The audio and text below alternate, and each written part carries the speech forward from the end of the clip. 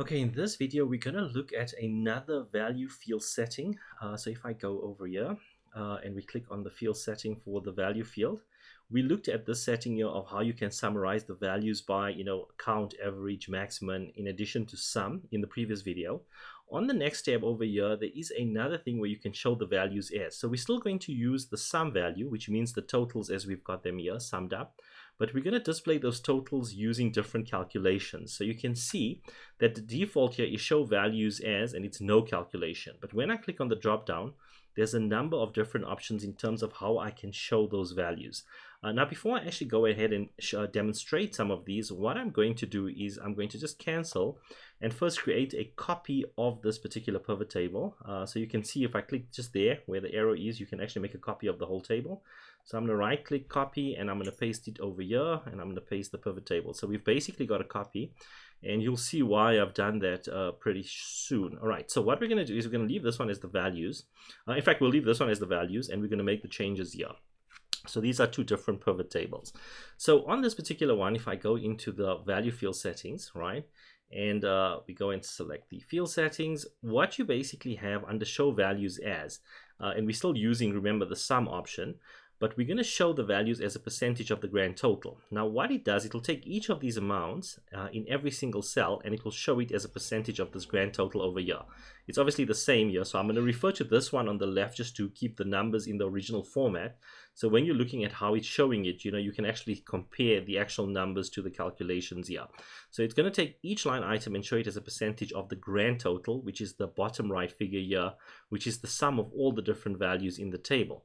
So if I say OK, you can see that it's basically saying that 1.32%. So here, effectively, it's saying that 725 to 60 is 1.32% of the overall total. So this baking in 2019 makes up 1.32% of the sum of all the sales over the 3 years. It's a bit of an unusual calculation. You typically wouldn't do this anyway in practice, because you wouldn't really want to say, okay, what is baking or what is beverages in terms of 3-year sales. You normally would want to just look at the current year sales and say, okay, if I'm looking at 2019, what percentage of the overall sales does baking make? And then I would want to do the same comparison against for 2020. So I would want each one, this amount here, to be 100% in practice, and then looking at what percentage each one does. So how would we do that?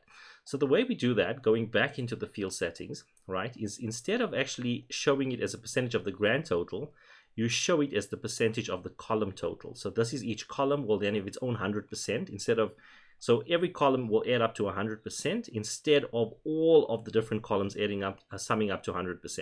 So if I say OK, you can see now this makes a lot more sense in terms of this particular data set. So what it says here is that baking made up 4.36% of the sales in 2019. It made up 3.84% of the sales in 2020, and it made up 4.4% of the sales in 2021. And you can see from an overall total perspective, it's doing the same calculation, summing up the sales over the 3 years. So, just like sort of looking at it, you can get a good sense of how, how large. So if I, for example, clicked on this particular number on the top and I went and I sorted this column, if I said, okay, based on the 2019, let's sort, we just go sort from the largest to the smallest, you can see that vegetables in 2019 made up the greatest percentage of the sales, 9.76%, followed by fruits, followed by the bread and bakery. So you can immediately see which product categories contributed the most to the sales by using that sort. Now remember, because I was actually in 2019's column, it did the sort according to 2019. So for example, if you look at 2021, it isn't sorted correctly because in 2021, fruits actually made up a greater proportion than vegetables. So if I want to sort it on the 2021 basis, I would go into the 2021 column. So I've selected a cell there, and now I click on the sort. And now it's basically seeing even higher than fruits. You can see personal care now made up the highest. So this is a useful analysis that you can look at something over time. You can actually immediately see that as the years went on, personal care, for example, as a category made up a greater proportion of sales over time. And so you can just get a sense of the trends. You can also see that condiments and spices actually increased. Vegetables was fairly stable as a percentage of the overall sales. So it just gives you a good sense of the different product categories. So that's the second one that we've actually demonstrated, is the percentage of the columns. You could, for example, also do a percentage of the row total. So, in terms of baking, if you were saying, okay, what percentage is this number of that? What percentage is this number of that total? So basically, if you had to sum up the 3 years, what percentage of the overall sales for baking, came from each year? It's an unusual one, again, to want to look at it that way. But you can do it, and there may be another data set where you'd want to do it via rows instead of columns the way we did it here. So to do it via rows, it would be exactly pretty much the same principle. We go into the field settings, and under the show values as, we click on the drop down and we would choose percentage of row total, and we say okay. And you can immediately see now that these three, each row would add up to 100%. So you can see that, and typically you would expect, because of inflation and other things being equal, that the 2021 would make up the greatest percentage of the proportion of the 3 years sales. Okay, now let's go ahead and look at the next option on the list. So going to the show values as, clicking on this drop down, you can choose a percentage of. So if I click on the percentage of, and now you've got different options. It says percentage of what? You've got different base fields. So percentage of the product category, percentage of different things. So let's assume that we wanted to use 2019 year as a base year, and we wanted to work out what are 2020 sales and 2021 sales as a percentage of that base year. So in statistics, you often do this, having a base and then calculating other figures as a percentage of the base.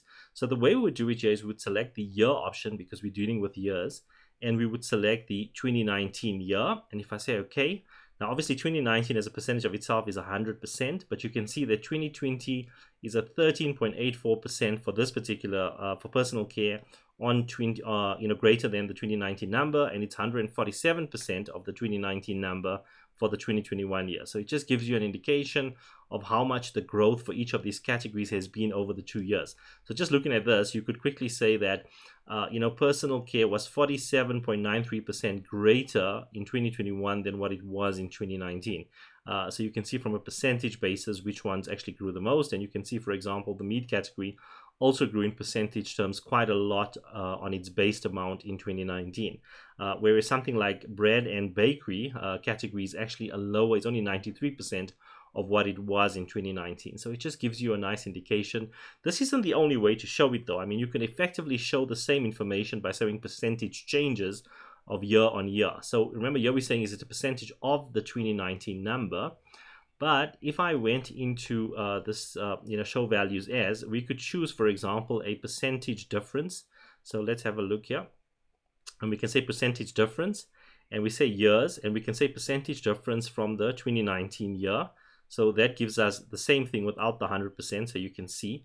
But you can also calculate a percentage year on year. So saying what is 2020's increase on 2019, and what is 2021's increase on 2020? Because remember, this 47.93 is actually comparing to 2019. So if we want to see percentage differences to the previous year, the way we would do that is in the field settings, where we go over here, we selected years, percentage difference from, but instead of choosing 2019 as a fixed year, we tell Excel to use the previous item. So give us, using the years, for each one of these, give us the percentage difference from the previous item, from the previous year.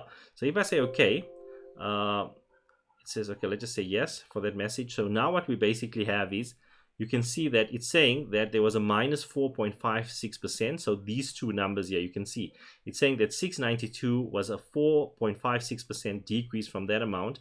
And this 28.62 is a 28, this 890 to 80, it's saying, is a 28.62% increase on the 2020 number of 690 to 180. So it's basically just calculating the percentage increase from the previous year for all of the different items.